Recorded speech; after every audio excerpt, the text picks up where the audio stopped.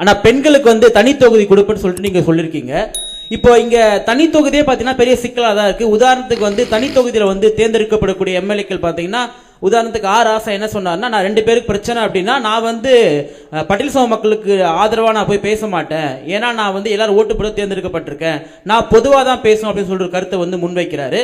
அப்போ இந்த தனி தொகுதியை இங்க ஒரு சிக்கலா இருக்கும் பொழுது பெண்களுக்கான தனி தொகுதியை நீங்க என்ன சொல்ல வரீங்க? அதே போல நீங்க அரசியலமைப்பில் நிறைய மாற்றங்கள் வந்து செய்யணும்னு சொல்லும் பொழுது அரசியலமைப்பில் வந்து போதியமான அளவுக்கு வந்து பாதுகாப்பு தமிழர்களுக்கு இல்லை நீங்க சொல்ல வரீங்களா? ஆமாம், அதில் என்ன ஐயா உங்களுக்கு இப்போ பெண்களுக்கு கொடுக்குறதுன்னா, இப்போ 3 ஆண்கள் போட்டியிடுற தொகுதியில் என் பிள்ளை 117 இடம் நான் பெண்கள் கொடுத்துருக்கேன்னா, எல்லா தொகுதியிலையும் எல்லா கட்சியும் பெண்களை நிறுத்துறதில்ல. இப்போ 3 ஆண் வேட்பாளர்களோட என் பிள்ளை ஒரு பெண், என் தங்கச்சியோ ஒரு எங்கள் அக்காவோ போட்டியிடும்போது அது சரியில்லை. அப்போது பெண்களுக்கென்று தனியாக இது பெண்கள் தான் போட்டியிட முடியும். இப்போ உள்ளாட்சியில் வந்து அம்மா ஜெயலலிதா 50 விழுக்காடு கொண்டு வந்த மாதிரி இப்படி கொண்டு வந்துட்டிங்கன்னா, அது பெண்களுக்கு சம வாய்ப்பு அரசியலிலும் அதிகாரத்திலையும் கொடுக்குற மாதிரி வந்துடும். அதுதான் சரியான பாதுகாப்பாக இருக்கும், சரியான உரிமை பகிர்வாக இருக்கும். அதை தான் நான் சொல்கிறேன், அதை தான் கொண்டு வரணுன்றேன்.